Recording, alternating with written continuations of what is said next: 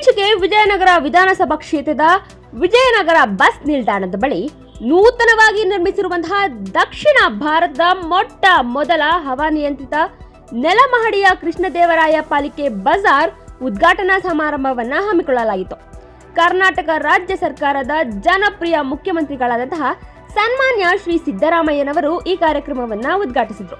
ಈ ಸಮಾರಂಭದಲ್ಲಿ ಮಾಜಿ ಸಚಿವರು ಹಾಗೂ ವಿಜಯನಗರ ವಿಧಾನಸಭಾ ಕ್ಷೇತ್ರದ ಜನಪ್ರಿಯ ಶಾಸಕರಾದಂತಹ ಸನ್ಮಾನ್ಯ ಶ್ರೀ ಎಂ ಕೃಷ್ಣಪ್ಪನವರು ಅಧ್ಯಕ್ಷತೆಯನ್ನ ವಹಿಸಿದರು.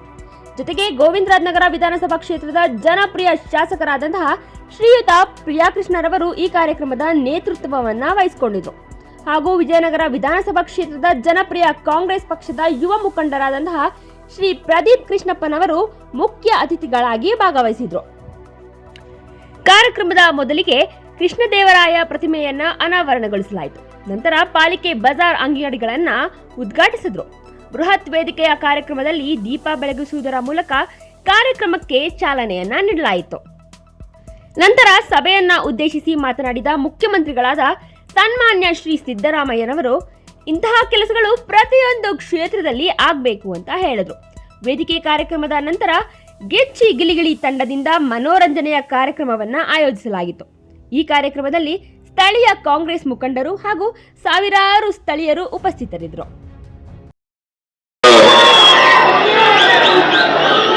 ಅಧ್ಯಕ್ಷರು, ನಿಮ್ಮೆಲ್ಲರ ಜನಪ್ರಿಯ ಶಾಸಕರು, ಮಾಜಿ ಮಂತ್ರಿಗಳು ಆದಂತ ಎಂ ಕೃಷ್ಣಪ್ಪನವರ,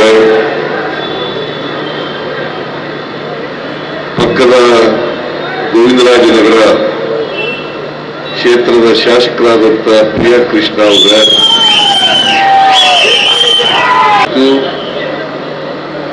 ಶ್ರೀ ಕೃಷ್ಣದೇವರಾಯ ಪಾಲಿಕೆ ಬಜಾರನ್ನ ಲೋಕಾರ್ಪಣೆ ಮಾಡತಕ್ಕಂಥ ಕೆಲಸವನ್ನ ನಾವೆಲ್ಲರೂ ಕೂಡ ಮಾಡಿದ್ದೇವೆ.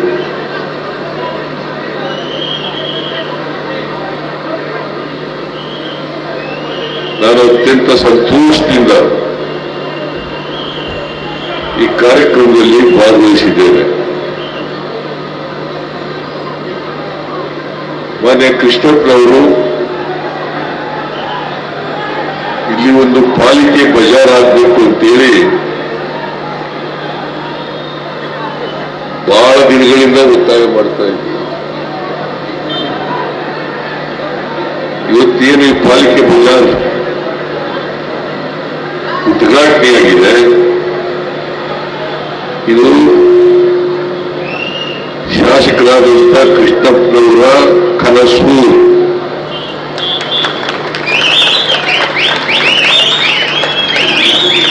ನನಗೆ ಈ ತರ ಒಂದು ಪಾಲಿಕೆ ಬಜಾರನ್ನು ಮಾಡಬೇಕು, ಇಲ್ಲಿ ಬಹಳ ಜನ ಬೀದಿ ವ್ಯಾಪಾರಸ್ಥರು ಚಳಿ, ಮಳೆ, ಬಿಸಿಲು ಇವನ್ನ ತಡ್ಕೊಂಡು ವ್ಯಾಪಾರ ಮಾಡ್ತಾ ಇದ್ದಾರೆ. ಅವ್ರಿಗೆ ಒಂದು ಕಡೆ ವ್ಯಾಪಾರ ಮಾಡಲಿಕ್ಕೆ ಸ್ಥಳಾವಕಾಶವನ್ನು ಒದಗಿಸ್ಕೊಡ್ಬೇಕು ಅಂತೇಳಿ ನನಗೆ ಮೇಲಿಂದ ಮೇಲೆ ಒತ್ತಾಯವನ್ನು ಮಾಡ್ತಾ ಇದ್ದೆ.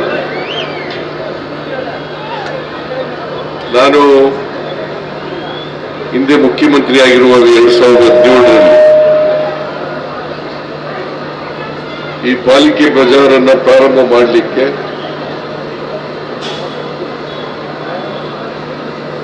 ಪಾಲಿಕೆ ಬಜಾರನ್ನ ಪ್ರಾರಂಭ ಮಾಡಲಿಕ್ಕೆ 5 ಕೋಟಿ ರೂಪಾಯಿಗಳನ್ನ ನಾನೇ ಇದಕ್ಕೆ ಒದಗಿಸಿಕೊಟ್ಟಿದ್ದೆ.